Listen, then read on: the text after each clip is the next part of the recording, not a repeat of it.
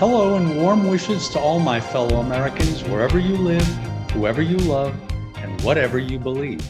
My name is John Russo, and this is Stranded in Centerfield.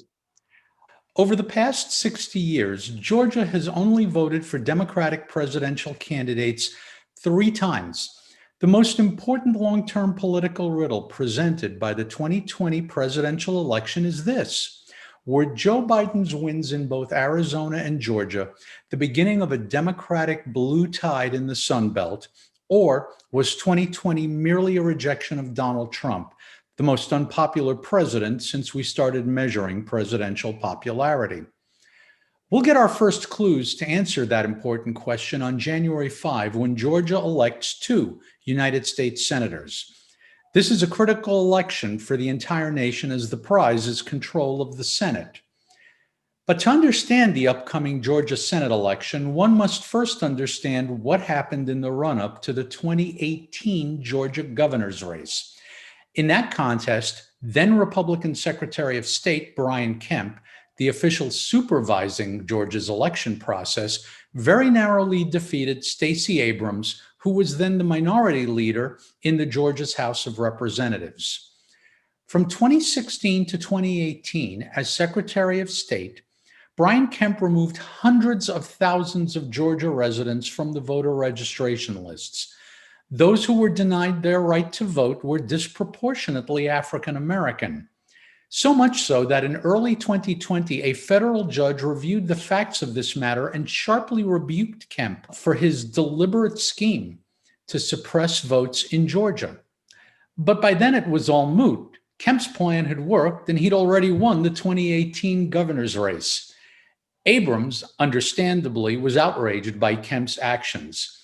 She conceded the governor's race to him and then spent the next 2 years putting her considerable political and legal skills to work fighting voter suppression nationwide while paying particular attention to registering and re-registering voters in her home state, Georgia.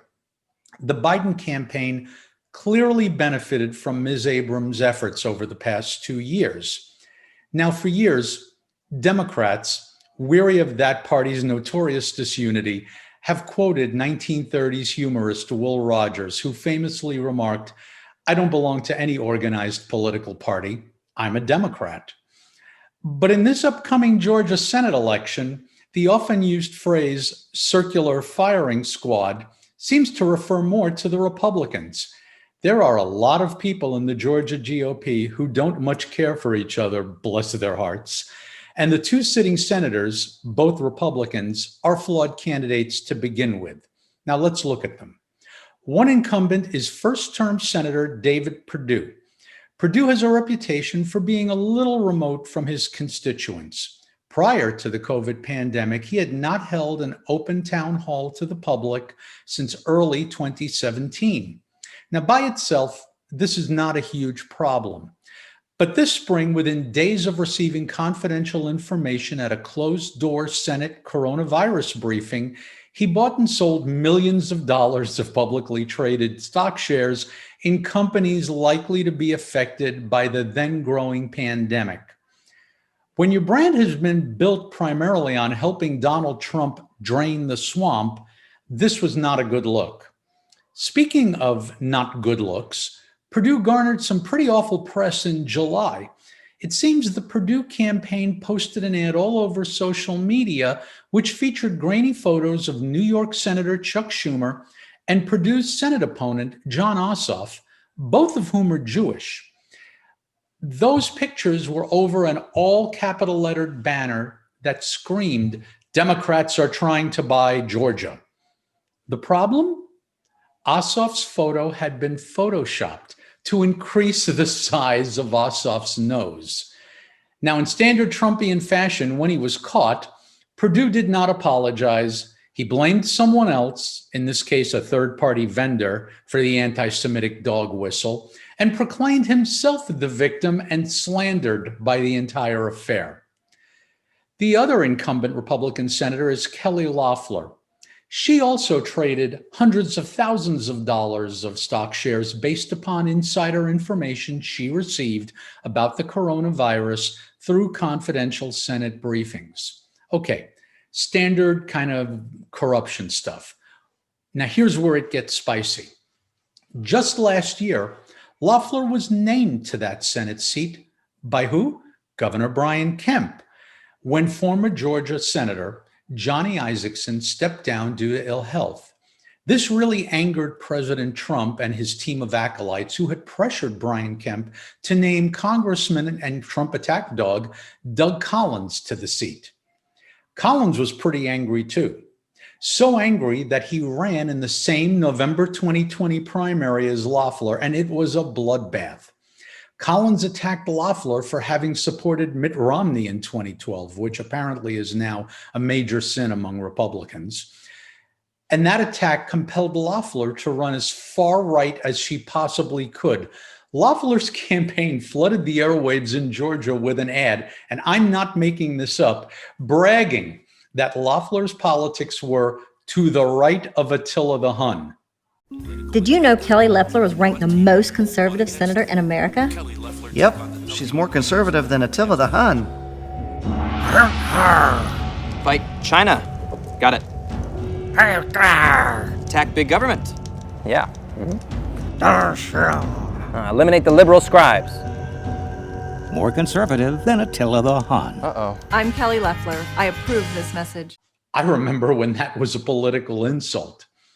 So after President Trump loses Georgia, we have two sitting Republican senators who have potentially alienated moderate suburban voters by aligning themselves so closely with the extreme right.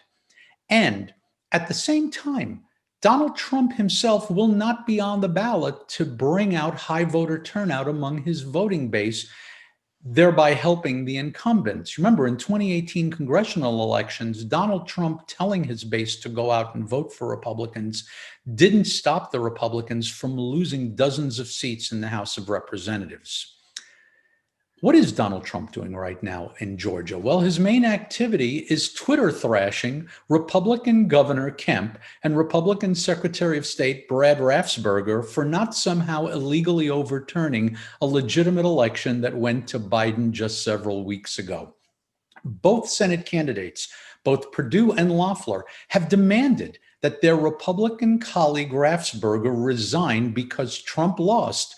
And you can see that the Georgia GOP has some serious family dysfunction going into this runoff election. Together, Loeffler and Perdue will face the main vote getter in the primary for her seat, Reverend Raphael Warnock of Ebenezer Baptist Church, and Jon Ossoff, who Perdue refuses to debate, and most importantly, a fierce and determined adversary in Stacey Abrams, who has spent the last 2 years helping Joe Biden win in Georgia and has made clear that she intends to spend the next 2 years getting ready for a rematch with Brian Kemp in 2022. The unusual chaos in the GOP and the high stakes for control of the Senate, which nationalizes the focus of this particular election, really kind of limit our ability to use this election to determine whether Georgia is really turning blue. But we will know the answer to that question when we see who is living in the Georgia governor's mansion in Buckhead come January 2023. That's it for this week. Thanks for watching. Please leave your civil comments and suggestions below. This is John Russo saying, I'm not stranded, and neither are you. There are millions of us Americans standing together here in Centerfield. Until next week.